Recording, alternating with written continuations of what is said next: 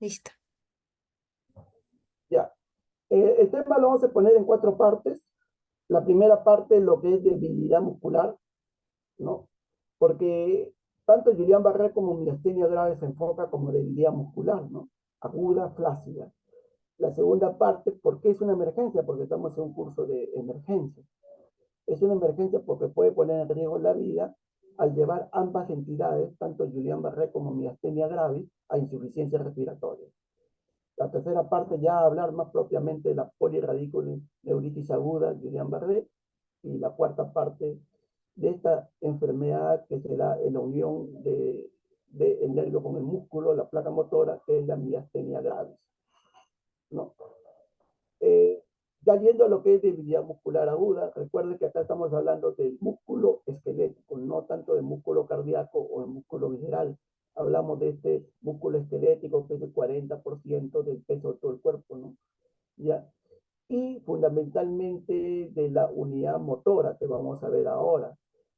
¿Por qué es importante esta habilidad muscular aguda? ¿Por qué? Porque puede comprometer la musculatura de la mecánica ventilatoria, en la cual el diafragma es el principal músculo, pero también la musculatura orofaringia, que después vamos a ver un gráfico, ¿no? En el cual está el exófago, ¿no? El paladar, entre otros, ¿no? Y al comprometer esta musculatura, puede llevar a insuficiencia respiratoria y comprometer la vida, ¿no? Más o menos 0,26 a 1,1% de los ingresos de la unidad de cuidados intensivos son por insuficiencia respiratoria, en este caso por estas entidades, ¿no? Y el 60% van a ventilación asistida. Entonces acá tenemos la unidad motora. No, perdón, antes de llegar a la unidad motora vamos a iniciar a analizar lo que es el músculo esquelético. Recuerda que nosotros tenemos músculo esquelético, músculo liso y músculo cardíaco. El músculo esquelético, que es el mayoritario, que es 40% del peso o más, no tiene tres envolturas de tejido conectivo. Epimicio a todo el músculo, perimicio al fascículo y endomicio ya a la fibra. En la parte inferior, ustedes ven ya la fibra muscular, muscular. ¿Por qué es importante precisar esta fibra muscular? Porque estas fibras musculares, que hemos dicho que forman parte de los fascículos, están inervados por la motoneurona o neurona motora inferior. Esta neurona motora que comienza en el asta anterior de la médula y acaba en un músculo esquelético, ¿no? Entonces, pueden estar inervados decenas, no, unidades, digamos así, como pueden estar inervados centenas. Cuando está inervado unidades de fibras musculares, ¿no? El músculo toma bastante precisión y eso sucede en los músculos oculomotores, que son 6, que son bien precisos, ¿no?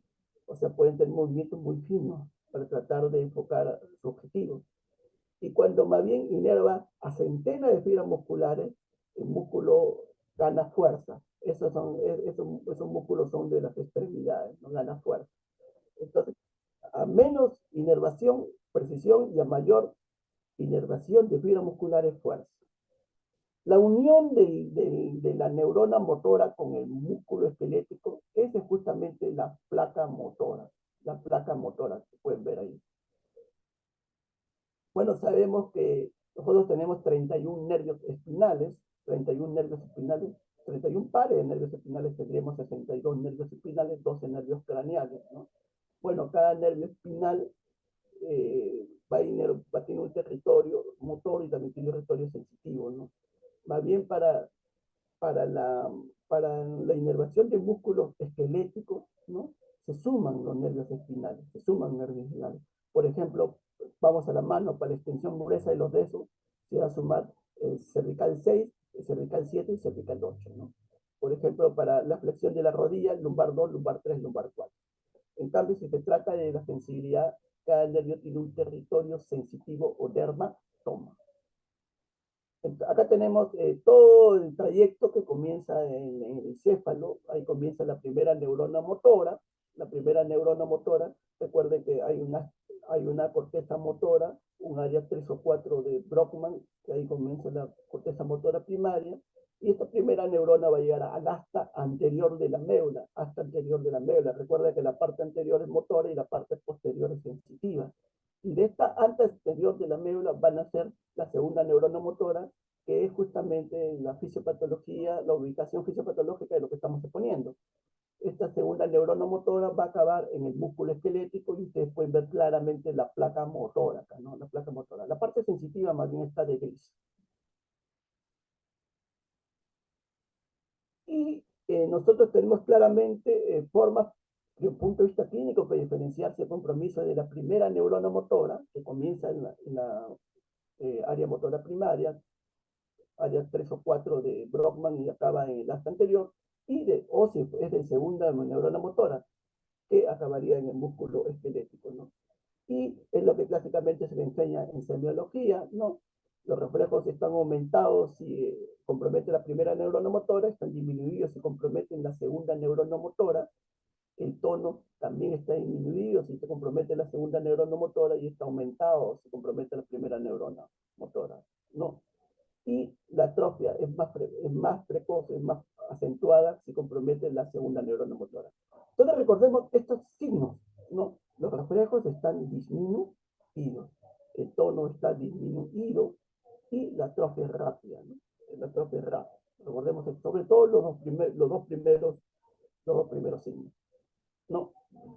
Ya hablando de la habilidad muscular aguda, podemos analizarlo por las causas, pero también podemos analizarlo por la localización. Recuerden, estamos hablando del compromiso de la segunda neurona motora que comienza en el asta anterior de la médula y va a acabar en el músculo esquelético.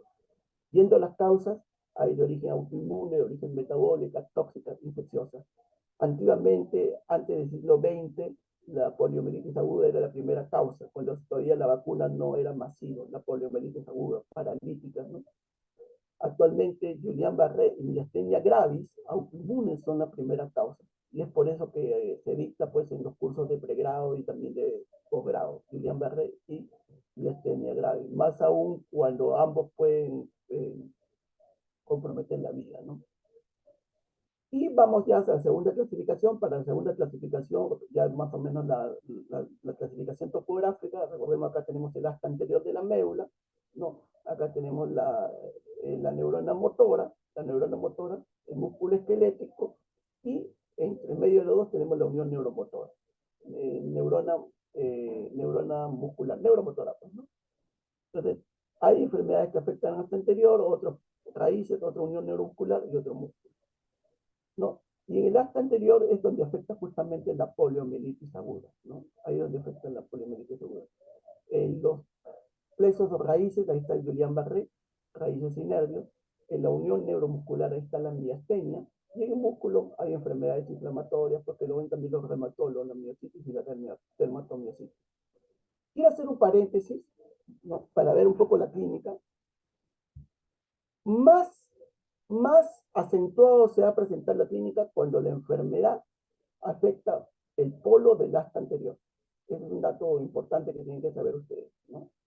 O sea, si estamos hablando de una poliomielitis aguda que afecta el asta anterior de la médula, la atrofia y la reflexia va a ser impresionante. Va a ser impresionante. La atrofia, la reflexia y la debilidad flácida va a ser impresionante. Yendo al otro extremo, si hablamos de músculo esquelético, no, más bien ahí no, a veces no hay alteración de reflejos, a veces el tono está normal, o la gran mayoría de veces el tono está normal, y la atrofia muscular es escasa, ¿ya? Entonces la presentación del cuadro clínico de la segunda neurona que estamos hablando acá, de la neurona periférica, se hará más claramente cuando afecta el polo del asta anterior de la médula. Por consiguiente, más el asta anterior, después las raíces, después el nervio, en ese orden. Bueno, vamos ahora a ver la insuficiencia respiratoria, ¿no? Recuerden que el músculo principal de la mecánica ventilatoria es el diafragma. Es más, el diafragma es suficiente para la mecánica ventilatoria pasiva.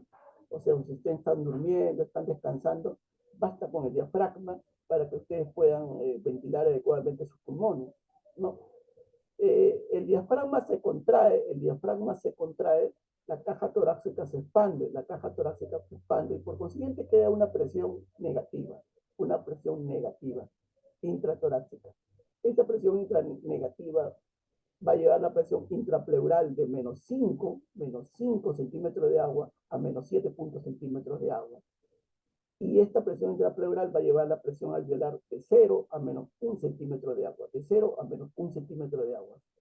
Y esta presión alveolar negativa va a hacer que ingrese el aire, más o menos de un volumen corriente, un volumen tidal de 400 a 500 centímetros cúbicos. Y esa es la inspiración, El diafragma se contrae, caja torácica se amplía, se crea presión negativa, la presión intrapleural va de menos 5 a menos 7,5, la presión alveolar va de 0 a menos 1 centímetro y ingresa 400 a 500 centímetros cúbicos en la inspiración. ¿Ya?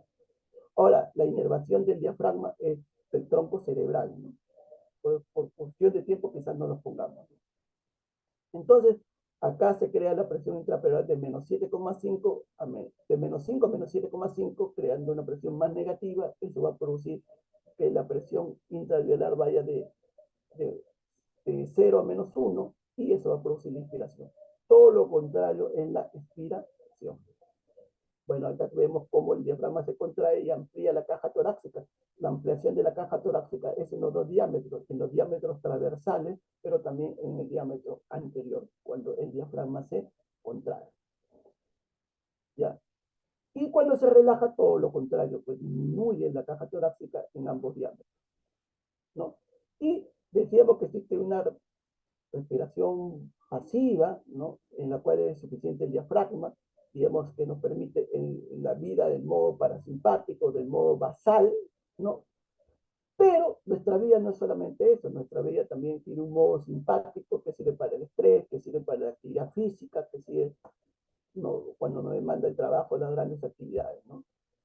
Ahí sí se demanda de uso de los otros músculos que se llaman los músculos accesorios, tanto inspiratorios como expiratorios. En los músculos accesorios inspiratorios ustedes pueden observar claramente el esternocleidomastoideo, los estalinos, los serrato anterior, los intercostales externos, ¿no? Y en los músculos accesorios respiratorios, lo más importante, intercostales internos y abdominales. Recuerde que con el diafragma uno intercambia 400 a 500 centímetros de volumen corriente, volumen tidal, a eso se llama volumen corriente. Pero con los músculos accesorios uno puede llegar a la capacidad vital, ¿no? La capacidad vital tiene un volumen de reserva inspiratorio y también tiene un volumen de reserva expiratorio. Eso se logra con los músculos accesorios que hemos revisado, ¿no? El volumen corriente es 500 centímetros cúbicos, pero la capacidad vital, ¿no? Que incluye volumen de reserva expiratorio, una máxima inspiración, volumen de reserva expiratorio, una máxima expiración, y el volumen circundante puede llegar hasta 4.500 centímetros cúbicos, la capacidad vital. Ojo, que también esto es diferente a la capacidad pulmonar total, en la cual se incluye además el volumen residual, ¿ya? Entonces, el volumen en estado parasimpático, nosotros movilizamos 500 centímetros cúbicos aproximadamente, en estado simpático extremo, 4.500 centímetros cúbicos, ¿no? Y al ingresar el aire va a haber dos principios para que se dé el intercambio de gases, ¿no? El oxígeno va a intercambiarse sobre todo por la presión parcial de gas, por la presión parcial de gas. Recuerden que el oxígeno es lo segundo más abundante, 21%, el primero es el nitrógeno. Si comparamos con el CO2, es mucho la presión parcial de gas respecto al CO2, es mucho mayor que el oxígeno, ¿no? Y es por eso que se tiene que remandar el oxígeno por presión parcial. En cambio, el CO2 se va a intercambiar por coeficiente de solubilidad, porque si observamos el coeficiente de solubilidad de CO2 0,57 con el oxígeno, si lo observamos, es mucho mayor el coeficiente de solubilidad. Entonces, con estos dos principios físicos se va a producir el intercambio de gases entre el alveolo que es la parte terminal de la trama bronquial y que produce el intercambio, y los capilares pulmonares, ¿no? ¿No?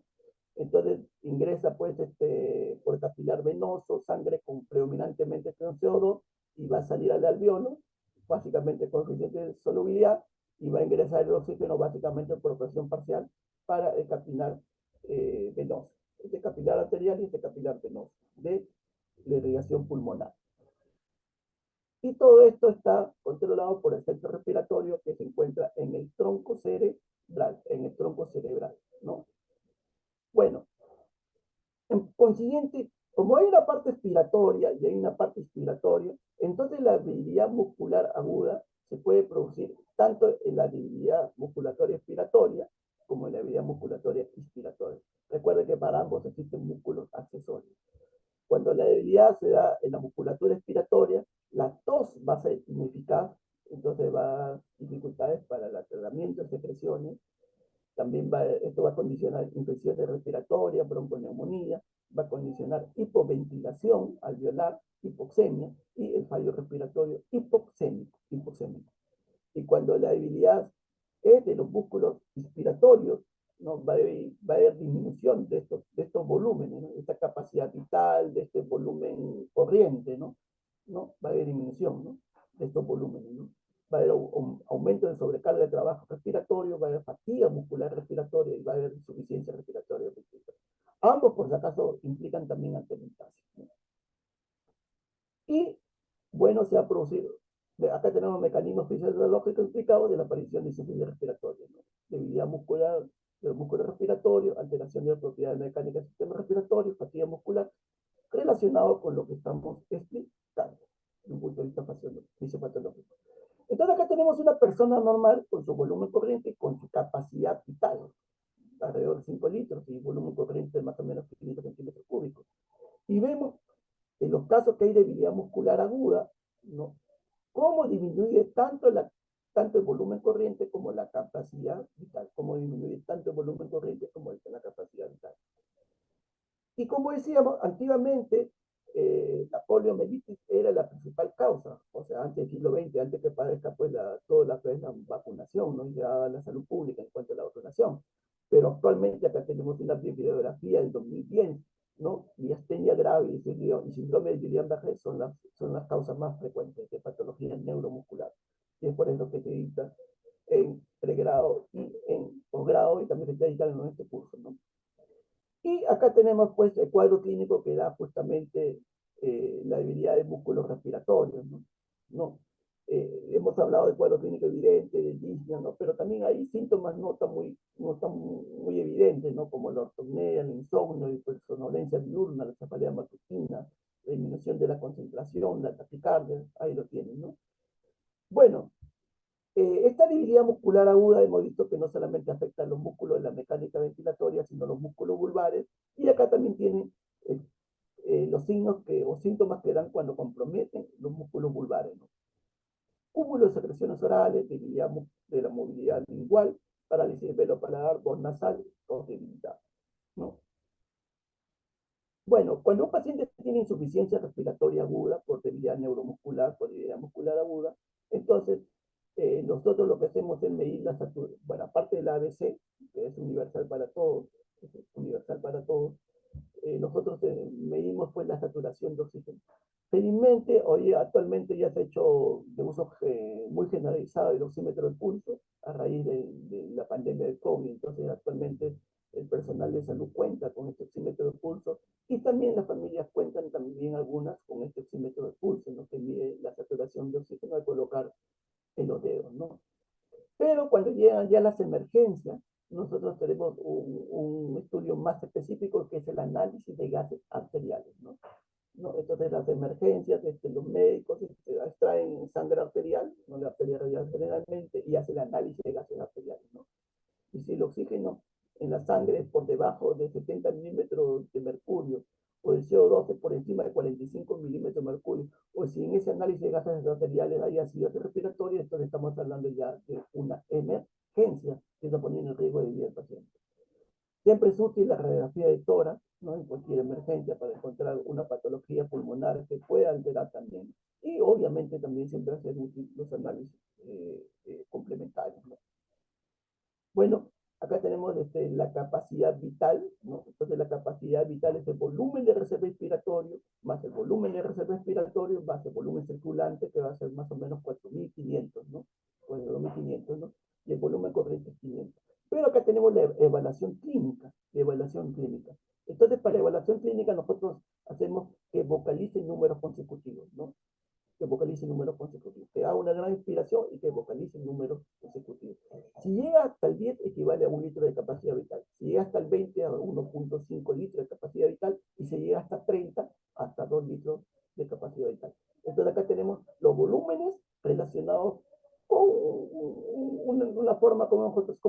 hablar de un punto de vista clínico.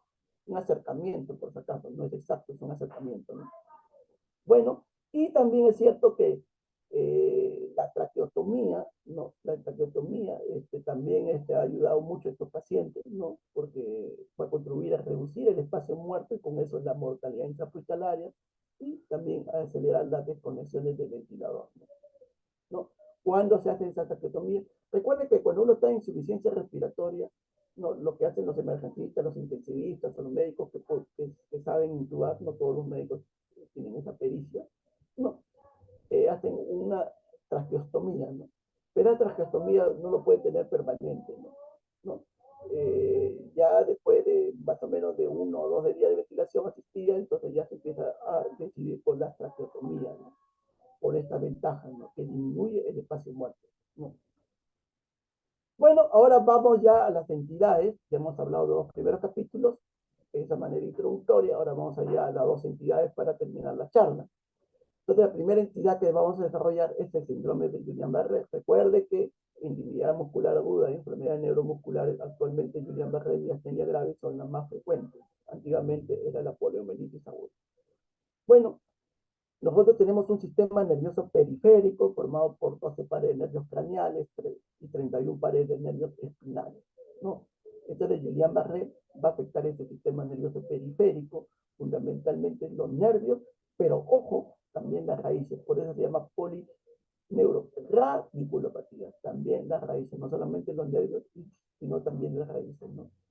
Se sabe que es de carácter autoinmune, se sabe que es de carácter autoinmune, no se ha encontrado por ahora otra etiología, se sabe que es de carácter autoinmune, se sabe que es de carácter motor, que afecta por si acaso el músculo esquelético, de carácter motor, no, de carácter motor, no, ya, motor esquelético, pero también hay variantes sensitivas, ¿no? Se sabe que afecta el músculo esquelético somático, pero también puede afectar el músculo visceral o autónomo, ¿no? También puede afectar, trayendo la famosa disautonomía, ¿no? Se sabe que generalmente afecta los 31 pares de nervios espinales, pero también pueden afectar los nervios craneales, ¿no? Antiguamente se catalogaba como una enfermedad que comprometía la mielina, o sea, una enfermedad desmielinizante. Recuerda que la neurona tiene un cuerpo, un dendritas y tiene un axón. Hay neuronas con mielina y neuronas sin mielina. La gran mayoría son con mielina, ¿no? Y la gran minoría son sin mielina. ¿Y por qué es importante la mielina? Porque el impulso nervioso es saltatorio. Para que tenga una idea, una neurona con mielina puede imprimir una velocidad de hasta 120 metros por segundo. En cambio, una neurona sin mielina puede llegar hasta, digamos, 2 metros por segundo. Entonces, la mielina le da una velocidad al impulso nervioso, ¿no? Pero inicialmente se pensaba que era desminimizante. Cuando apareció la electromiografía se encontró que también hay variantes axonales, como pues vamos a ver. Tradicionalmente es ascendente, más de 10 casos, 9 más o menos son ascendentes, pero también puede ser descendente. Suele ser simétrico, pero cada vez se está encontrando más. Simétrico quiere decir que en ambos, se comienza en ambas extremidades paralelamente, ¿no? En cambio, asimétrico no se da de manera irregular, ¿no? Y lo que queremos decir en general es tocorocidia muscular aguda. Entonces, hay una variante clásica, pues, que tiene motora, que es somática, espinal, deminizante, ascendente, simétrica, que ven más a la izquierda, ¿no? Pero también hay variantes atípicas, que es más lo que ven ustedes a la derecha, ¿no? Y que generalmente nosotros lo aprendemos más en posgrado. En posgrado nosotros aprendemos a diagnosticar bastante las atípicas, ¿no? Vamos a la epidemiología del síndrome de Guillain-Barré. Según esta epidemiología de 2016, oscila entre 0,4 a 3,25 casos por 100.000 personas, más o menos, ¿no? En nuestro Perú, más o menos, es menos de uno por 100.000 casos de personas. Menos de uno, ¿no? ¿No? Aumenta con la edad, ¿no? ¿No? Y la enfermedad ligeramente más frecuente en hombres que en mujeres, ¿no? Alrededor de 100.000 personas desarrollan un desorden cada año en todo el mundo, más o menos. Y como decíamos, el peligro de Guillain-Barré es que el 20 a 30% de casos, o sea, de 4 o 5, uno van a la insuficiencia respiratoria de manera natural, de manera natural. Si no existiría la medicina del siglo XX, no que se pueden intubar, estos pacientes en siglos anteriores, bueno, fallecían, pues, no fallecían porque van insuficiente respiratoria, ¿no? Ya. Y la mortalidad, según esta bibliografía de 1991, varía entre 3 a 15%, ¿no? Vamos a analizar ahora Guillain-Barré, ¿no? Decíamos que es una enfermedad autoinmune. Autoinmune, ustedes ven acá en la curva azul, ¿no? En la cual se ha encontrado pues gangliósidos en la sangre de estos pacientes, gangliósidos en la sangre, pues, ¿no? Y ese es un fundamento por el cual se piensa que es autoinmune, o sea, se encuentran anticuerpos frente a estos gangliósidos que forman parte de la membrana de la neurona, ¿no? De las personas en las que la padecen estas enfermedades. Por eso que se muestra que tiene una base autoinmune. Antes que aparezca esta respuesta autoinmune, en dos terceras partes se ha encontrado infecciones respiratorias o gastrointestinales, infecciones respiratorias o gastrointestinales, tanto por virus como por bacterias, en dos terceras partes, ¿no? Lo que está de rojito. Y recuerden que después de la alteración autoinmune en la cual aumentan los anticuerpos ante los antióxidos, está justamente cuadro clínico. Y acá ustedes pueden ver claramente cuadro clínico. Tiene una parte ascendente de progresión, tiene una parte meseta y tiene una parte descendente, ¿no? Esta parte ascendente, ¿no? Algunos hablan puede ser hasta 28 días, pero la gran mayoría es una semana, y es más, diría que la gran mayoría son los 3 primeros días. ¿Sí? Es como el trastorno isquémico transitorio, la definición habla hasta 24 horas, pero la gran mayoría se dan las primeras 2 horas, ¿no? Entonces hasta los 28 días, pero la gran mayoría es la primera semana y, la gran mayoría son sobre todo son los primeros días. Y es importante saberla. ¿Por qué? Porque estos pacientes en la fase ascendente tienen que estar monitorizados, tienen que estar monitorizados. Ha habido muchas sorpresas y a estos pacientes lo hospitalizan en general y ya no hay vigilancia, hay muchas sorpresas. Estos pacientes tienen que estar monitorizados en su fase ascendente. ¿Por qué? Porque hemos dicho que de 3 o de 4 o de 5, uno van insuficiente respiratoria. Entonces tienen que estar monitorizados, porque si van insuficiente respiratoria, tienen que estar intubados. Esta meseta, bueno, la literatura habla de semanas, pero generalmente son días. Y ya la fase descendente es variable, ¿no? Pero recuerden que es más horizontalizada que la fase ascendente, ¿no? Hay pacientes con síndrome de Guillain-Barré que están en los hospitales, pues, meses o años, ¿no? Y están tetrapléjicos flácidos, o sea, no mejoran, ¿no? Como que también hay pacientes de Guillain-Barré que necesitamos por consultorio, ¿no? Por historia y otras cosas, ¿no? Entonces, el cuadro clínico tiene extremos, ¿no? Tiene pacientes que inclusive no van a los hospitales de emergencia, los aplican por consultorio, como que tiene pacientes que habitan en las unidades de cuidados intensivos o los cuidados de los grandes hospitales con larga permanencia por años, con escasa recuperación motora. Entonces decíamos que dos terceras partes, ¿no? Se encuentran una causa infecciosa que puede ser un virus o una bacteria que afecta las vías respiratorias áreas altas o el aparato gastrointestinal. A la cabeza, en la bibliografía, Campylobacter jejuni es el agente más frecuente desencadenante de esta respuesta autoinmune, y le sigue virus como el sistema de megalovirus, Epstein-Barr, ¿no? También otras bacterias como el Haemophilus influenza y Mycoplasma pneumoniae. Estas son las más frecuentes, ¿no? Pero ojo, el Zika, ¿no? Tuvo su época, que desencadenó un gran volumen de Guillain-Barré, ¿no? También hay Guillain-Barré por VIH, por el caso, también hay Guillain-Barré por dengue y también se ha consignado Guillain-Barré por el virus por el coronavirus, ¿no? COVID-19, ¿no? Entonces, en general, los virus o las bacterias pueden desencadenarse de la baja, pero estos son los más frecuentes. Y justamente acá tiene esta bacteria gran negativa denominada Campylobacter jejuni, que históricamente se ha relacionado más frecuentemente con esta enfermedad. El Zika tuvo una particularidad en la Polinesia, ¿no? En 2014, donde se observó una gran cantidad de Guillain-Barré. Miren, hubo una relación más o menos entre infección por el virus Zika y Guillain-Barré de uno por cada 4.000 pacientes infectados, más o menos una relación de incidencia de uno por cada 4.000 pacientes infectados, ¿no? En la Polinesia, una alta relación de Guillain-Barré en relación a este virus Zika, ¿no? Acá tenemos los arbovirus, ¿no? La familia, ¿no? Y flavivirus es el virus de Zika, conjuntamente con el dengue y la fiebre amarilla, ¿no? ¿No? Y queda el virus del Zika, da fiebre y mialgia, ¿no? Así como el dengue, ¿no? O el puche o el punto de toro, ¿no? Da fiebre y mialgia, para más o menos contextualizar el compromiso clínico de esta enfermedad, ¿no? Pero por este incremento de casos en la Polinesia, en la cual se relacionó el virus de Zika y Guillain-Barré, la Organización Mundial de Salud en el año 2016 da recomendaciones provisionales, ¿no? Entre ellos la capacitación del personal de salud para que, para que, para que puedan captar estos pacientes, ¿no? Captar esto es la exploración neurológica, ¿no? Y el tratamiento agudo, ¿no? Entre ellos simplificar los criterios diagnósticos, ¿no? Y ahí aparecen los criterios de Clinton, que después vamos a ver, ¿no? Entre ellos contar pues con unidades que puedan responder pues frente a emergencias como insuficiencia respiratoria sobre todo, pero también disautonomías que dan arritmia cardíaca o la trombosis venosa que da porque el paciente cuenta con paraplegia, ¿no? También que los estados cuenten con el tratamiento de que modifica la enfermedad, ¿no? Que es un tratamiento autoinmune, ya sea inmunoglobulina o plasmaféresis, y que también se disponga cuando hay estos brotes, ¿no? De camas, unidades con,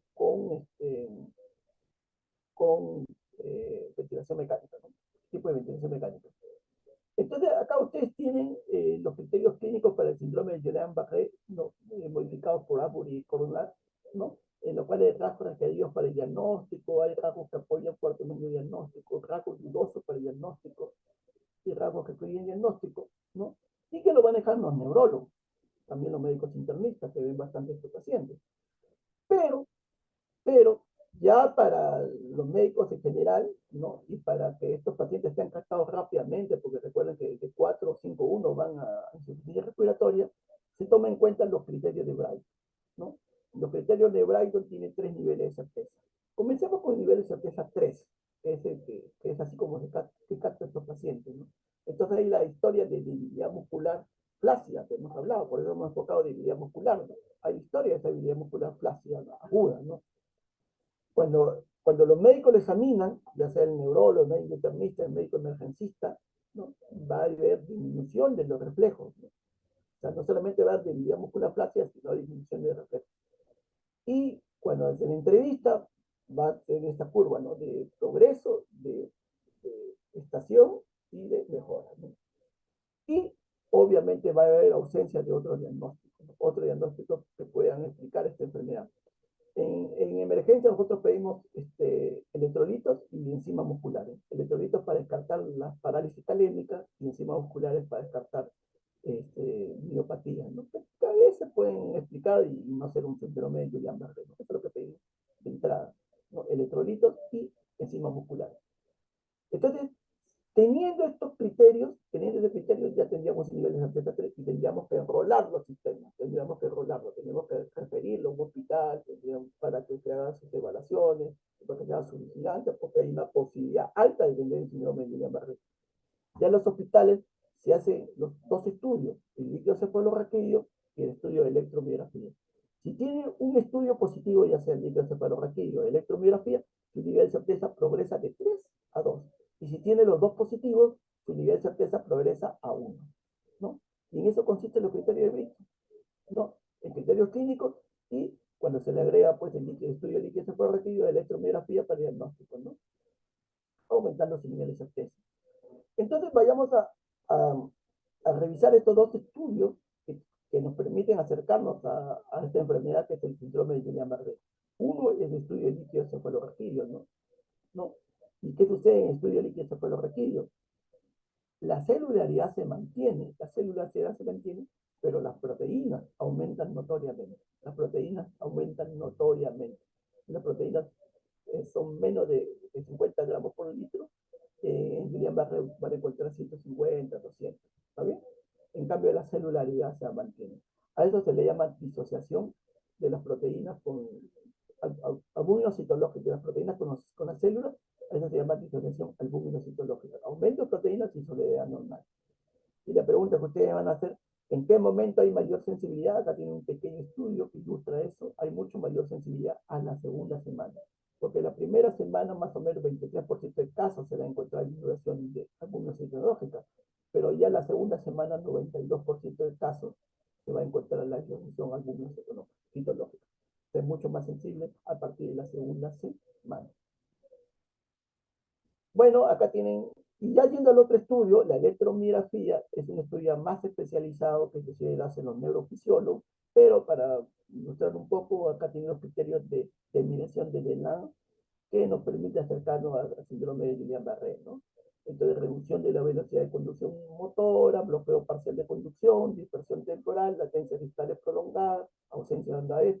Como es un tema muy especializado, lo vamos a correr, ¿no? Pero también hay criterios que usan los neurofisiólogos para ver si hay compromisos de nervios y raíz, ¿no? Ya lo hemos mencionado. Y ya yendo al tratamiento, miren, recuerden que el peligro es que vaya falla respiratoria, vaya falla respiratoria. Es por eso que uno tiene que tener vigilancia, ¿no? Sobre todo en la etapa de que progresa. Porque si empieza a tener hipoxemia, hipercapnia, como he dicho, acidosis, tiene que intubarse ese paciente, tiene que intubarse ese paciente. Y eso es lo fundamental, ese es el concepto fundamental, ¿no? Bueno, lo segundo, entonces, ¿en qué momento debe modificarse la enfermedad? Debe darse tratamiento para modificar la enfermedad. Recuerda que el tratamiento para modificar la enfermedad es la inmunoglobulina y la plasmaféresis, ¿no? Ojo que son tratamientos muy costosos, porque tengo una idea, un tratamiento de inmunoglobulina con más o menos el costo equivale más o menos a comprar un carro nuevo. Para que tenga una idea, más o menos $10,000 más o menos cuesta, ¿no? Y de la plasmaféresis implica pues la participación de varios profesionales, no solamente el neurólogo, lo hace el hematólogo, llaman al intensivista para que coloque el catéter central, ¿no? Y así sucesivamente. Esto es compleja el tratamiento de la plasmaféresis. Bueno, para eso existe la escala funcional de Wiener, Hooker y Paradiso, ¿no? En que clasifican la condición de Guillain-Barré de 0 a 6, 0 normal y 6 la muerte. Ojo que se va progresando, ¿no? Se va progresando en la debilidad. Entonces, cuando la debilidad progresa y el paciente llega a la capacidad de realizar marchas de por lo menos 5 metros o ayuda externa, no, se está progresando. Ojo, ese paciente es tributario de inmunoglobulina plasmaféresis. O sea, cuando la progresión llega hasta el nivel 3, es tributario de inmunoglobulina plasmaféresis, desde un punto de vista médico, ¿no? En cambio, cuando la progresión solamente llega a 1, no es tributario de inmunoglobulina plasmaféresis. ¿Ya? Ahora, entonces, es importante pues diagnosticar este síndrome de Guillain-Barré, ¿no? Y ver cómo va evolucionando su primera etapa, que es progresiva, ¿no? Y si ya llega a nivel 3, utilizar inmunoglobulina plasmaféresis. Pero por si acaso, esta inmunoglobulina plasmaféresis se utiliza en los grandes hospitales, los hospitales referenciales tanto de MINSA como de salud. Por consiguiente, el trabajo que hace todo, digamos, y la comunidad médica es pesquisar, digamos, estos pacientes, ¿no? Con criterio de diagnóstico Britton 3 y referirlos rápidamente a estos hospitales centrales, donde se confirma pues, con electromiografía función lumbar y se vigila y si es preciso se intuba, pues, ¿no? Si empieza a tener insuficiencia respiratoria, ¿no? Ambos han demostrado eficacia la inmunoglobulina y la plasmaféresis. Ambos han demostrado eficacia para modificar la enfermedad, ¿no? Bueno, yendo a la inmunoglobulina, acá tienen dos protocolos, ¿no? 2 gramos en infusión continua, ¿no? Directo nomás, ¿no? O 0,4 gramos por kilogramo día por 5 días, ¿no? O sea, todo directo o si no en 5 días. Todo directo en 2 días o si no en 5 días. El protocolo que más se utiliza actualmente es el 5 días. Y justamente el 2016 salió una investigación, acá lo tienen el dato, una investigación, no, que demostró pues que el protocolo de 5 días reduce la presencia de efectos adversos, ¿no? Entonces, recién se ha salido la investigación que ha fundamentado pues el uso práctico, ¿no? Empírico, que se pensaba que se usa 5 días para evitar justamente los efectos de los hacer investigación, que no tienen abajo. Y ya tiene la plasmaféresis, ¿no? La plasmaféresis en la cual se convoca pues al hematólogo, ¿no? Y se hace el cambio plasmático, se convoca al intensivista para hacer el catéter central, ¿no? ¿No? Va de 2 a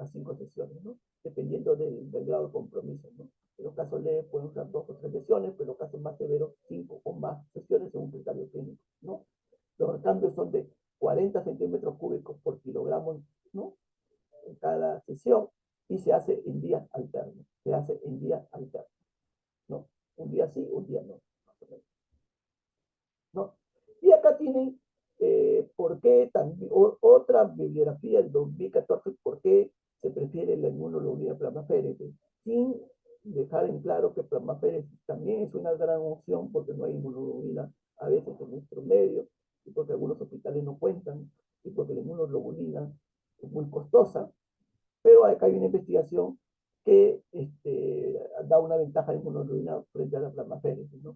Básicamente porque la plasmaféresis necesita un equipo especializado de personal calificado. Bueno, en cambio la inmunoglobulina es mucho más práctica, ¿no? Se trabaja con la enfermera. Hay enfermeras que ya tienen práctica, ¿no? ¿No?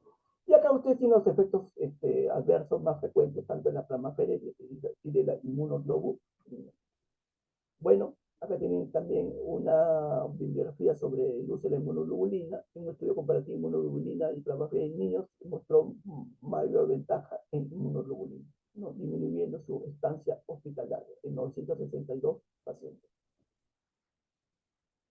Y vale, ya terminando el síndrome de Guillain-Barré, acá tenemos criterios por la cual un síndrome de Guillain-Barré en su progresión puede ir ya a la unidad de cuidados intensivos, ¿no? Disminuyendo estos parámetros que hemos visto, capacidad vital, ¿no? Entre ellos, tos seca, también cuando empieza a tener compromiso vulvar y falla de adhesión, cuando hay compromiso del sistema nervioso autónomo, ¿no? Y hay que tener sobre todo en cuenta el problema cardíaco que puede producir arritmia y bloqueo cardíaco, ¿no? Hipotensión también, compromiso autónomo, y cuando hay complicaciones como sepsia, neumonía, entre otras, ¿no? Acá tenemos también una comparación de una persona normal en este monitoreo oxigenatorio que nosotros hacemos, un paciente limítrofe, que si está en progresión, algunos ya deciden ya intubarlo, y acá ya cuando hay fallo respiratorio, que todos deben ser intubados, ¿no? Pero acá tenemos dos parámetros de una persona normal, acá tenemos uno que está en límite, y acá sí ya fallo respiratorio. Estos pacientes límites cuando están en progresión vulvar se decide también ya la intubación. En cambio, cuando está en etapa descendente, bueno, se puede quizás monitorizar, ¿no? Y acá tenemos un algoritmo ya para precisar lo que estamos hablando. Entonces tenemos el síndrome de Guillain-Barré.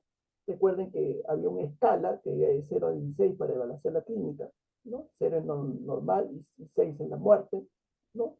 Cuando esta escala es mayor, es menor, es mayor de 3, vamos primero, mayor de 3. Si hay alteración vulvar, ¿no? Entonces, entonces sí hay que intubarlo, ¿no? Porque hay aplicaciones de alteración vulvar. Pero si no hay clínica vulvar, entonces se monitorean los parámetros, ¿no? La capacidad vital, ¿no? Se monitorean los parámetros.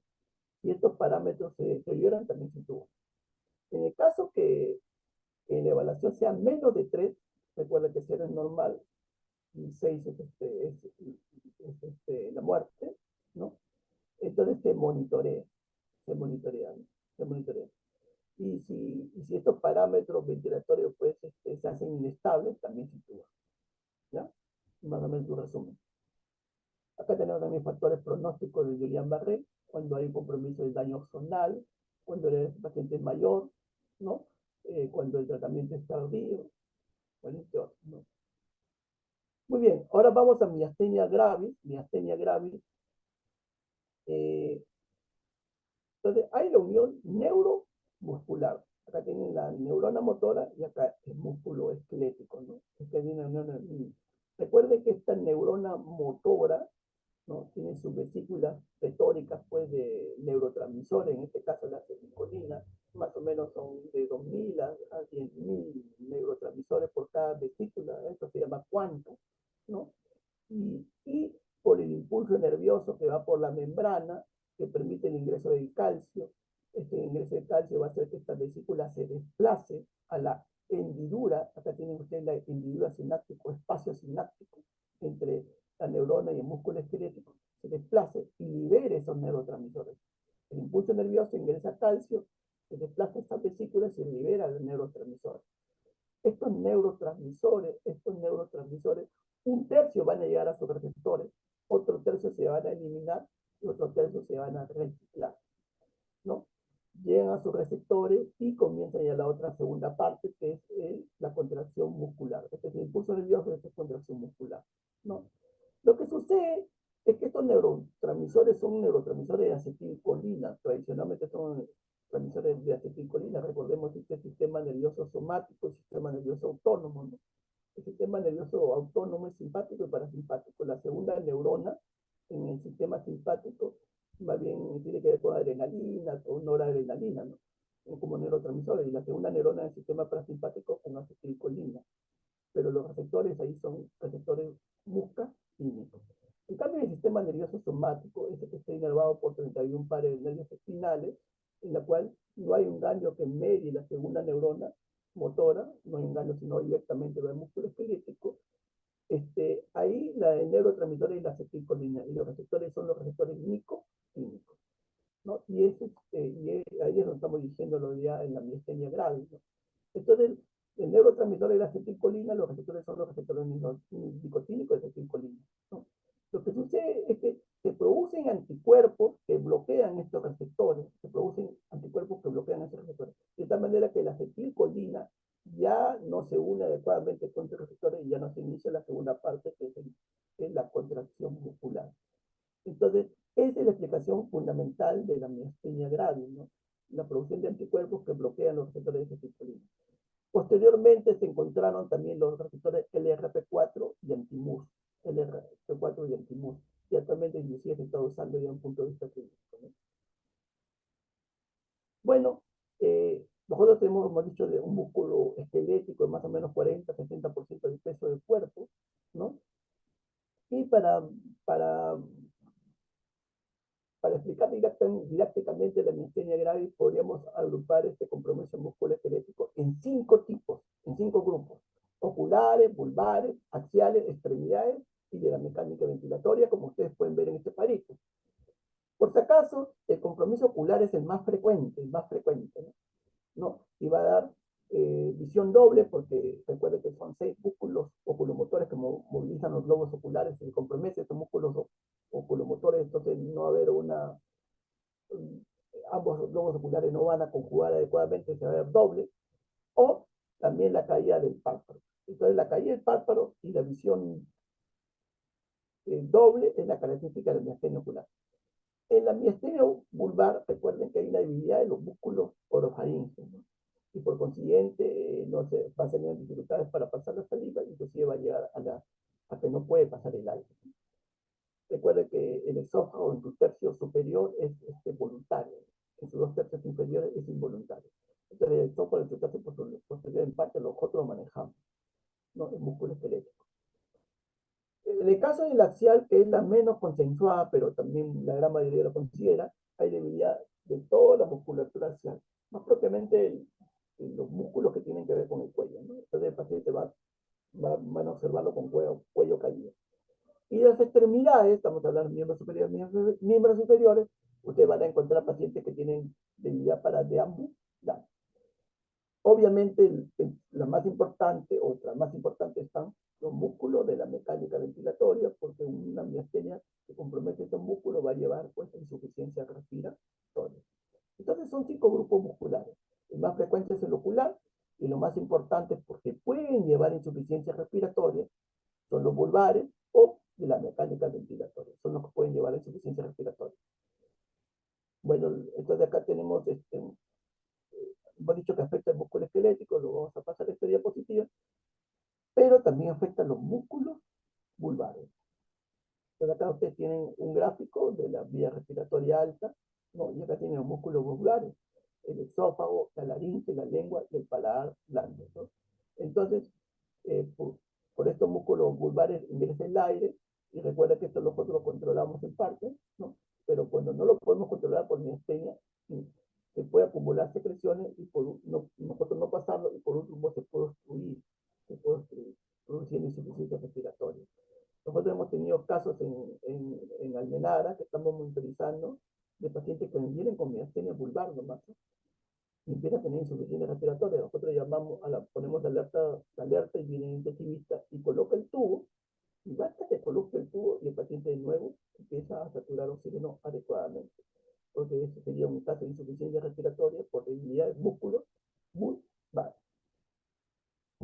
Ya yendo a la epidemiología, más o menos es 150 casos a 200 casos por millón, en la prevalencia, ¿no? Hay una presentación bimodal, es mucho más frecuente en mujeres de 20 a 30 años que en hombres mayores de 60 a 70 años. O sea, mujeres, jóvenes y hombres adultos mayores, ¿no? Y un poquito más frecuente mujeres que hombres, ¿no? Sigue siendo una enfermedad rara, por acá tienen a la derecha la definición de enfermedad rara, ¿no? Bueno, 500 casos por un millón, ¿no? Bueno, entonces, eh, ¿cómo se caracteriza la enfermedad? La característica de la enfermedad es debilidad ondulante. Debilidad ondulante. Esa es la característica de la enfermedad, ¿no? Esta debilidad ondulante de manera característica de la enfermedad va a aumentar, la debilidad va a aumentar con el esfuerzo físico y también con el calor, sobre todo con el esfuerzo físico, pero también con el calor. Y más bien va a mejorar con el reposo y con el frío. Va a mejorar sobre todo con el reposo, pero en segundo lugar con el frío. Entonces, un paciente que tiene miastenia descansa en un lugar, digamos así, eh, adecuado en cuanto a su temperatura y va a mejorar, porque hemos dicho que mejora con el reposo y con el frío. Pero si ese paciente que tiene miastenia eh, hace un trailer de actividades, pues, ¿no?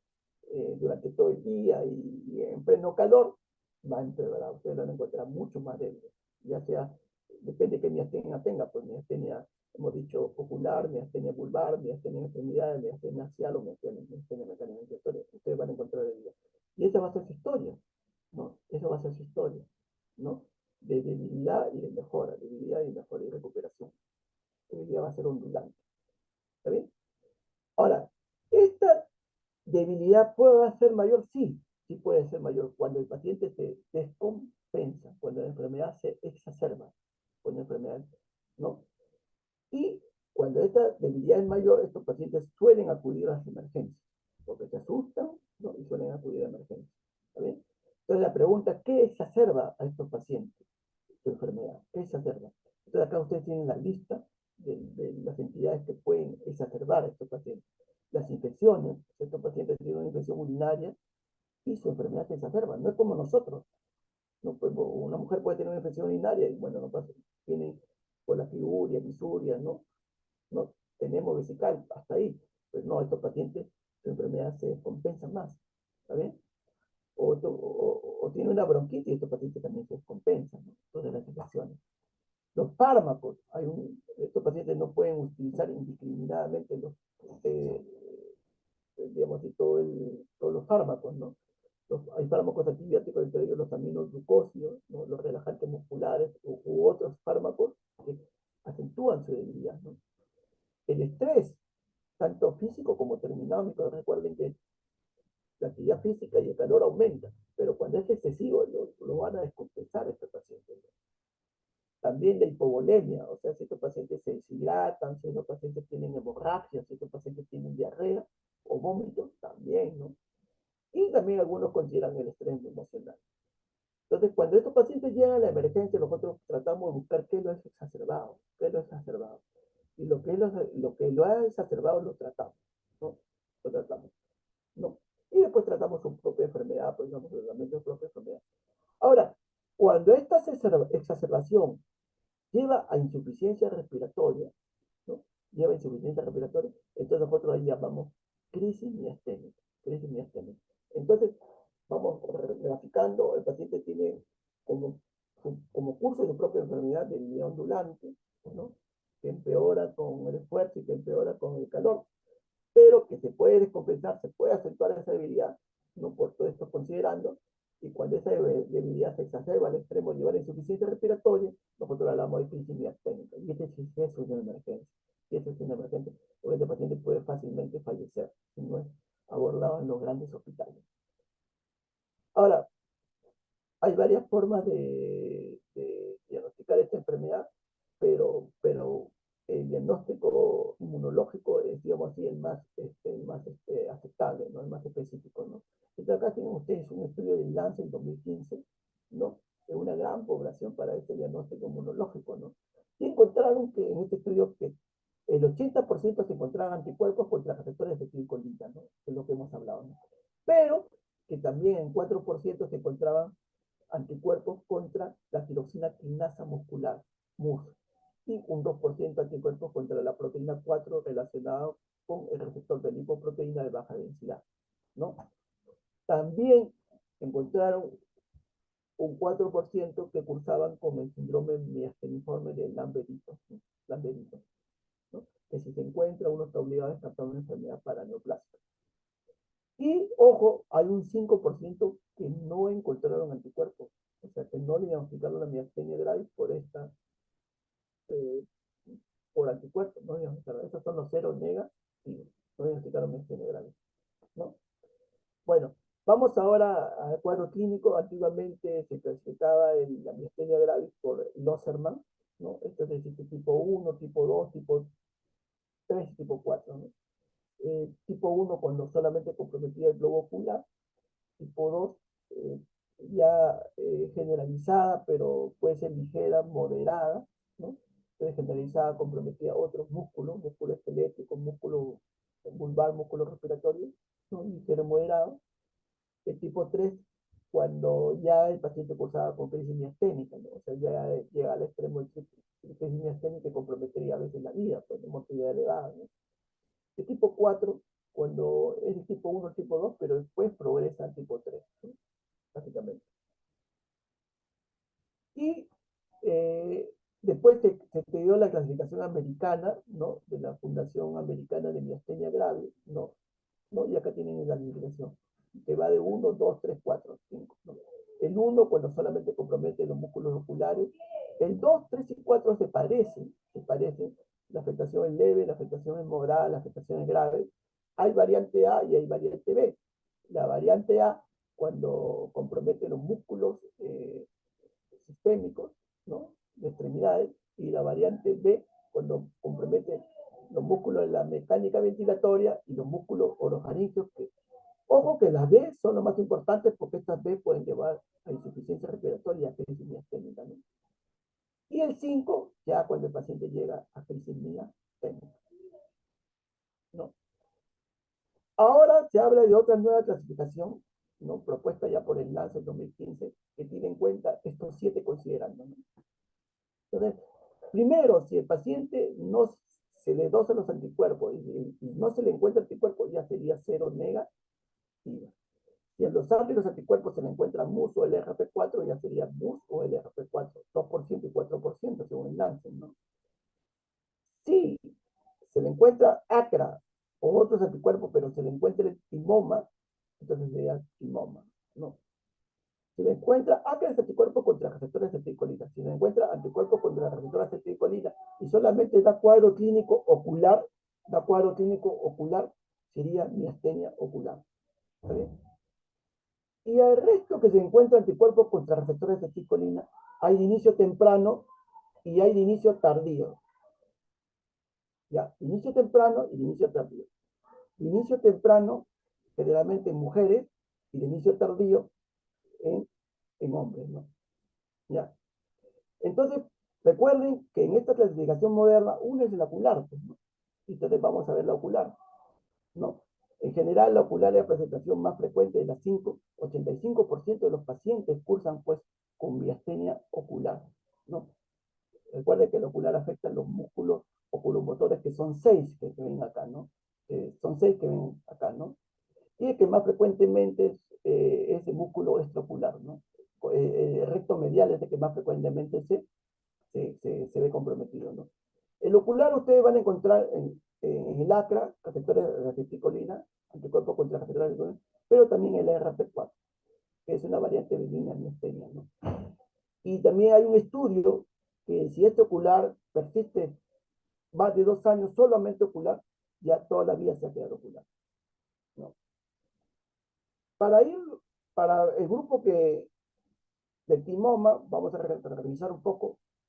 El 10% de los pacientes con miastenia tienen timoma, más o menos. Y esta prevalencia aumenta con edad, ¿no? El 10%. Y el timoma es la neoplasia primaria más común del timo. Y entre un tercio y la mitad de los pacientes desarrollan miastenia grave. Acá ustedes tienen la hiperplasia química, o sea, el aumento del timo. O sea, hay un timo atrófico, hay un timo normal, hay una hiperplasia química, tiene una tomografía acá en corte transversal. Pero acá tienen el timoma, o sea, un tumor de timo, o un corte transversal y acá un corte longitudinal. O sea, ¿está bien? Y para tener claro en cuenta esto, entonces mira, acá tienen una estadística de tumores primarios de timo, ¿no? Y su presentación clínica. Y la presentación clínica más frecuente, más allá de la DINE, el dolor torácico, síndrome constitucional, disfagia, tos, fiebre, es la miastenia, ¿no? De 52 casos, 21 casos se encuentran miastenia, ¿no? ¿Ya? Felizmente estos tumores de timo, acá también tienen otra estadística, de 52 casos, ¿no? Son benignos, son timomas, pero excepcionalmente pueden ser malignos, ¿no? Pueden ser carcinomas, pueden ser, o pueden ser timolipoma o tumor neuroendocrino, pero la gran mayoría felizmente son benignos. Y ya yendo a la miastenia grave y seropositiva, que es la gran mayoría, ¿no? Hemos dicho que es más frecuente en mujeres, en jóvenes y en hombres, en adultos mayores, ¿no? Más afecta a la musculatura extraocular, ¿no? Y en cambio la musculatura vulvopatina en vulvocontina, o sea, la miastenia vulvar es mucho menos frecuente. Y sobre el MUS y anti el RP4 hemos dicho que el RP4 no, es muy menos frecuente, 2% son en Lancet, y da síntomas leves, entre ellos el ocular, ¿no? En cambio el MUS no, suele ser más severo que el anticuerpo contra receptores de acetilcolina. Los anticuerpos contra el MUS suele ser más severo. O sea, suele dar compromiso vulvar, puede compromiso vulvar y llevar a insuficiencia respiratoria. Ya para el diagnóstico, aparte de los anticuerpos, también se tiene la prueba de tensilón. Tradicionalmente se usaba el hidrofonio por su rápida acción, 30 segundos, y por su corta duración, 5 a 10 minutos, ¿no? Que tiene esta sensibilidad de 80 al 95%. Yo me acuerdo cuando era estudiante de pregrado, corté en Revaliati, estaba el doctor Alfaro, ¿no? Y me impresionó, pues, porque bueno, se presentó un paciente con miastenia, ¿no? Ocular, llamó a la enfermera, le colocó este hidrofonio y asombrosamente el paciente elevó sus párpados. Y nosotros nos quedamos impresionados, ¿no? Pero a los minutos el paciente volvió a su estado normal, patológico, o sea, con los párpados caídos, ¿no? Porque el efecto dura poco, ¿no?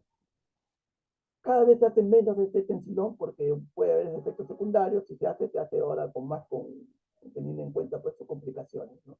Y teniendo en cuenta si el paciente tiene otras enfermedades, ¿no?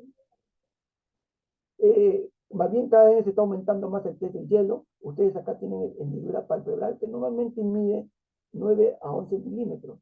Una hendidura palpebral 9 a 11 milímetros, ¿no? Ustedes colocan un hielo envuelto en un trapo, ¿no? En ambos lados. Y se puede colocar ese hielo envuelto en un trapo, ¿no? La hendidura palpebral aumenta 2 milímetros o más, 2 milímetros o más, o sea, ustedes están, el paciente está así, pero aumenta 2 milímetros o más. Entonces decíamos que la miastenia mejora también con el frío. Ah, entonces es miastenia, porque está mejorando con el test de hielo. Y también se hace la prueba de estimulación repetitiva, se manda al neurofisiólogo. Entonces, acá ustedes tienen las respuestas a los estímulos neuromusculares, ¿no? Entonces, normalmente una persona normal, esta respuesta se sostiene, sus ondas se sostienen en cada estímulo. Pero en un paciente con miastenia, las ondas empiezan a disminuir su tamaño, empiezan a disminuir su tamaño, ¿no? Entonces, empieza a disminuir su tamaño, es una prueba de estimulación repetitiva positiva para miastenia grave, ¿no? Como decíamos, la miastenia, uno de los factores desencadenantes de las complicaciones son los fármacos. Esto acá ustedes tienen una relación de fármacos que más frecuentemente pueden acentuar la miastenia, descompensándola, ¿no? Inclusive puede llevar a la crisis miasténica, pero generalmente lo descompensa, ¿no? Bueno, ahora vamos al tratamiento ya para terminar la exposición. Acá ustedes tienen el diagnóstico de miastenia. Cuando el paciente tiene diagnóstico de miastenia, nosotros normalmente damos inhibidores de acetilcolinesterasa, inhibidores de acetilcolinesterasa, ¿no? Eso es lo que damos. que viene de piriostimina, en otras palabras, que viene de 60 miligramos. Personalmente comenzamos con media tableta a las 7 de la mañana y a las 2 de la tarde, y después vamos aumentando gradualmente hasta que el paciente pueda controlar sus síntomas. Para que tenga una idea, un paciente puede tomar hasta 2 tabletas cada 3 horas, hasta ese extremo se puede llegar. Y se puede llegar en todas las presentaciones, en la miastenia ocular, en la miastenia de extremidad, en la miastenia axial, en la esquema de mecánica inhalatoria, menos en la vulvar, porque la vulvar como tiende a no pasar las secreciones y estos fármacos tienden a producir secreciones, esta de la vulvar no se puede elevar tanto la piriostimina. Y eso es lo que normalmente se busca, tratar con piriostimina 60 miligramos, ¿no? Y con medidas generales, ¿no? Que hemos visto, ¿no? Con, con reposo, con hidratación, con lugares temperados, con evitar el exceso de estrés físico, ¿no? Con tener la calma psicológica, ¿no? Eso es fundamental. Medidas generales y piriostimina. Esa es la base del tratamiento de un paciente con miastenia, ¿no? Ojo que esta piriostimina el paciente tiene que acostumbrarse, por eso comenzamos con media tableta, 7 y 2, y después vamos subiendo. Y cada vez se está posicionando más la timectomía, la timectomía. En Europa, en Estados Unidos, la timectomía ya forma parte de sus protocolos tempranos, ¿no? Tempranamente el paciente con miastenia operan, ¿no? Acá obviamente porque son costos y porque todavía no hay la logística y tienes espacio, ¿no? La timectomía. La timectomía generalmente es en los jóvenes, en los adultos. Recuerda que en el timo, el niño es grande, gigante. Es clásica de pediatra que presenta una radiografía en la cual encuentras un corazón gigante aparentemente, ¿no? Por encima del corazón aparece un tumor gigante y tú te asustas, ¡ah, un tumor! Y el pediatra dice, no es el timo. Es que proporcionalmente el timo de recién nacido es gigante y después va disminuyendo. Ya en el adulto mayor, el timo se atrofia, inclusive desaparece. ¿También? Entonces la timectomía se hace generalmente en el joven y en el adulto. Se hace la timectomía en el joven adulto. Bueno, si con las medidas generales, con la piriostimina y con la timectomía se logra controlar al paciente, perfecto, ese es el tratamiento, ¿no? Pero si no, en nuestro medio se trata con corticoides, a la cabeza la prednisona se trata con corticoides. Recuerde, sí, que se busca lograr a 1 miligramo por kilogramo de peso, actualmente se busca lograr gradualmente.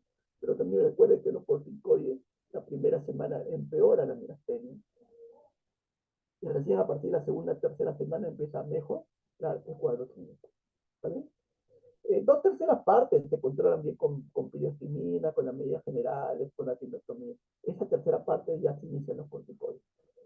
También ha habido cambios en las últimas décadas de corticoides. Cada vez se utilizan menos prolongadamente porque cada vez se conocen más los efectos deleterios de este uso de corticoides crónicamente, ¿no?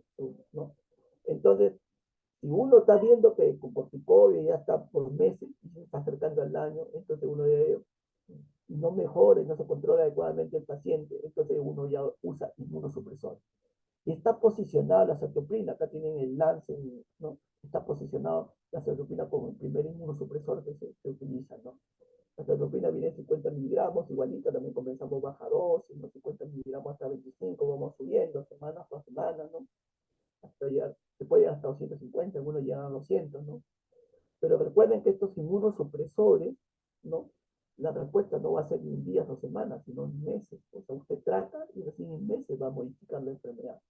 Va a modificar la enfermedad, ¿no?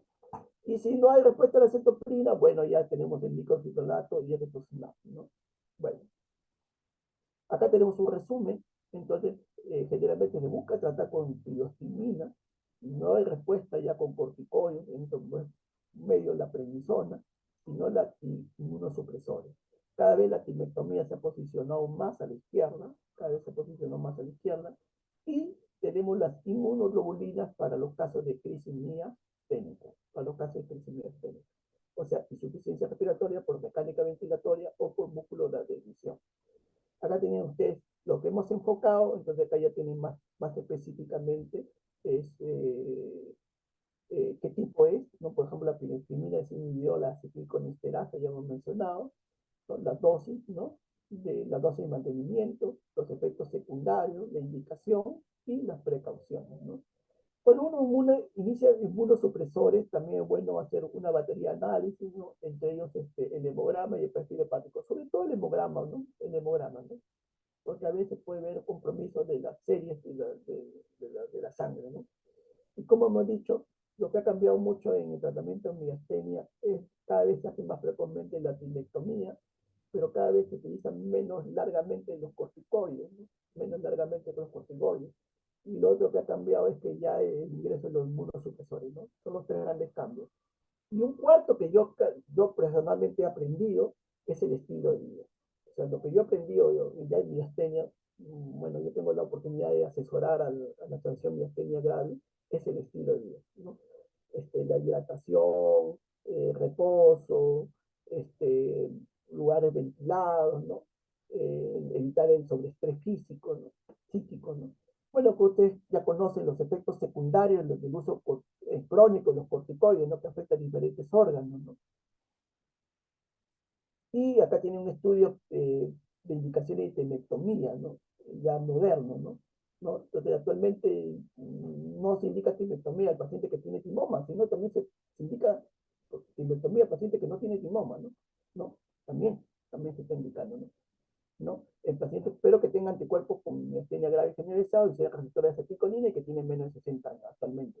Se ha ido evolucionando la indicación de tinectomía, ¿no? Antiguamente eran los timomas, pero actualmente a pacientes con tienen miastenia, ¿no? Entonces decíamos que para la crisis miasténica ya tenemos la inmunoglobulina, ¿no? La principal indicación es la crisis miasténica, ¿no?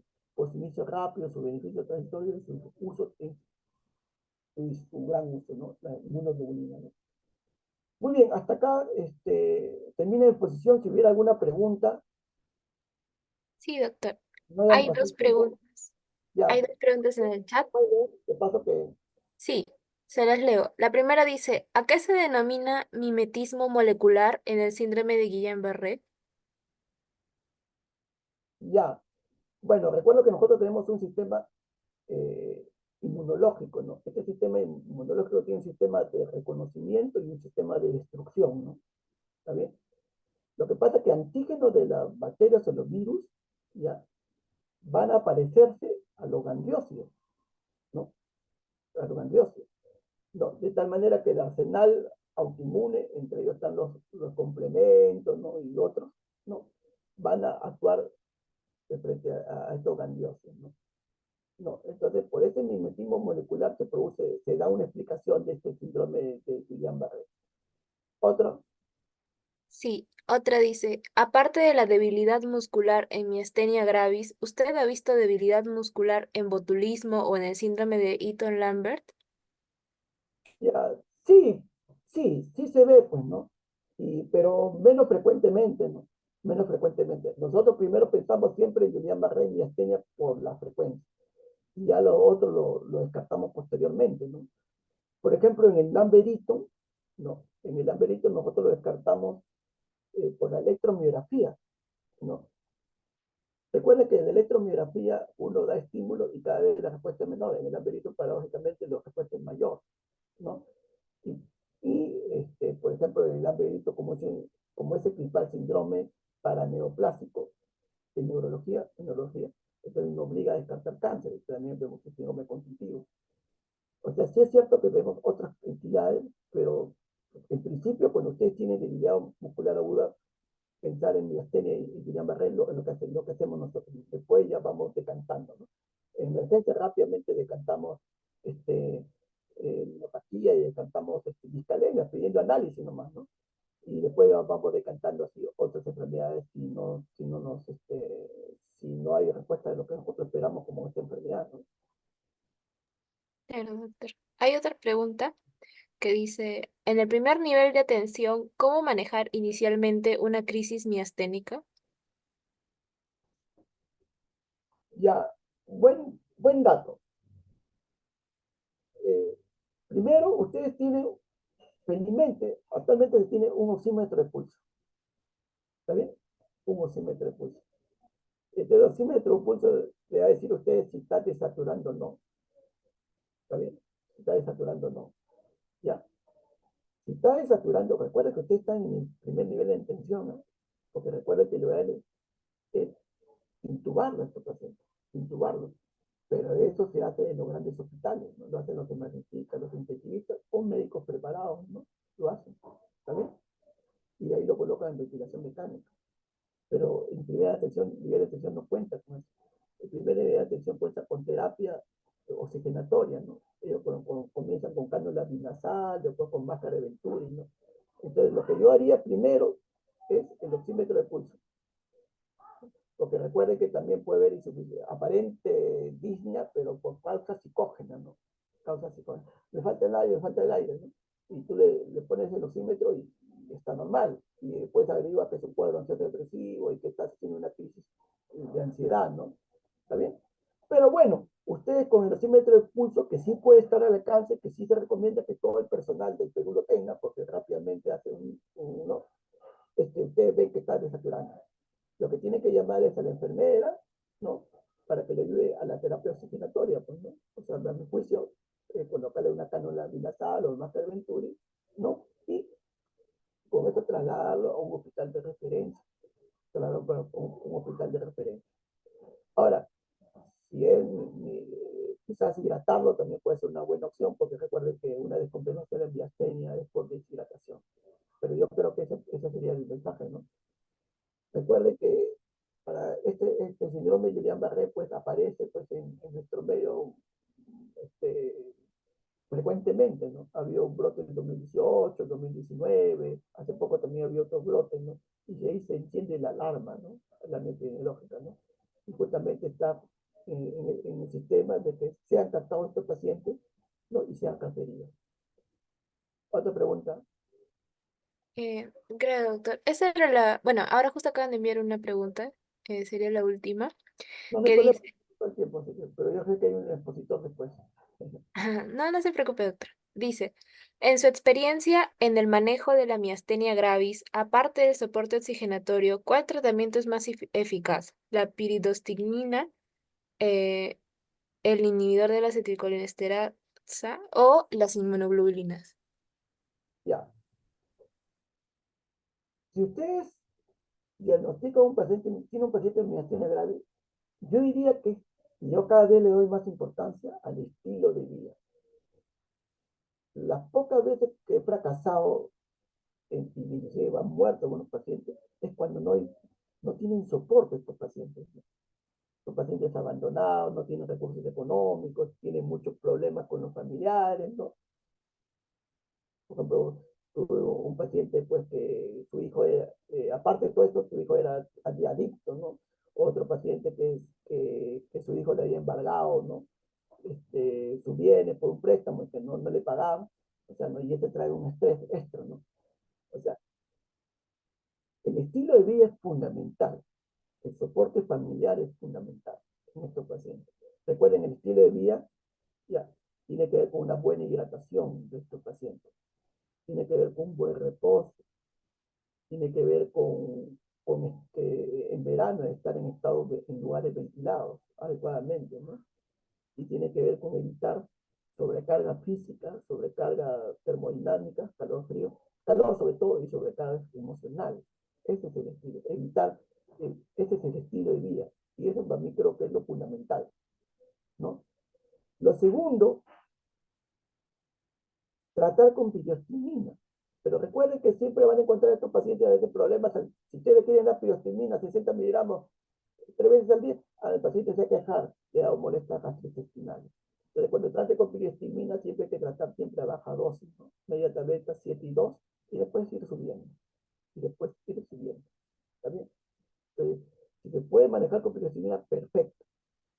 Y tercero, que yo tendría que tener en cuenta, si se puede hacer la timectomía o no. Si se puede hacer la timectomía. En nuestro medio tiene que ver con recursos, si está asegurado, ¿no? Y aparte de la condición médica, ¿no? La condición médica si es joven, si es adulto, si tiene timo, si su enfermedad es agresiva, ¿no? Entre otros criterios, ¿no? Si se puede hacer la timectomía o no. Yo creo que eso es lo principal en un paciente con miastenia. Cuando ya no se puede, a pesar de eso, controlar el paciente, ¿no? Que más o menos una tercera parte parte, una cuarta parte no se puede controlar, y aún no se ve obligado a tratar con corticoides. En principio nosotros no tratamos con corticoides, no tratamos con prednisona, nos vemos obligados a tratar con corticoides, ¿no? Y de ahí, si no podemos con corticoides, o si estamos usando largo tiempo, hemos visto, los corticoides tienen efectos deleterios, ¿no? Nos vemos obligados a usar inmunosupresores. Pero recuerden que la piostimina rápido actúa en minutos y rápido se va a la acción. ¿Ya? La timectomía, al comienzo el paciente empeora, por ejemplo, pues mejora, ¿no? El estélio de día hace que el paciente solamente esté en su curso ondulante y evita que haya descompensaciones, ¿no? Los corticoides empeoran la primera semana, después mejoran gradualmente, pero los inmunosupresores sí demoran en actuar, sí demoran en actuar, meses demoran en actuar, ¿está bien? Entonces, ese es más o menos los tres tiempos, ¿no? Segundo tiempo los corticoides, tercer tiempo ya serían los inmunosupresores. En estos casos ya estamos hablando de pacientes un poquito más difíciles, más complicados de manejar. Y para cerrar, tienen, en el caso de crisis miasténica, los hospitales tienen la alternativa de la inmunoglobulina para tratar de restablecer rápidamente a estos pacientes. Gracias, doctor, por las respuestas. Me parece que ahora sí ya no hay ninguna pregunta en el chat. En todo caso, bueno, quería agradecerle, doctor, por su presencia, por su participación en esta edición del curso. Esperamos poder conectar con usted en una próxima edición, ¿no? Muchas Bueno, gracias. reiterar mis disculpas y un saludo al doctor César López Petrovich, el asistente de medicina interna del Hospital Amenara, que de verdad que es un gran honor porque es un asistente, pero que siempre, con harta experiencia, con alto conocimiento, pero siempre está pendiente de estos cursos y siempre está en actualización. Un gran abrazo a todos ustedes. Gracias, doctor. Buenas noches.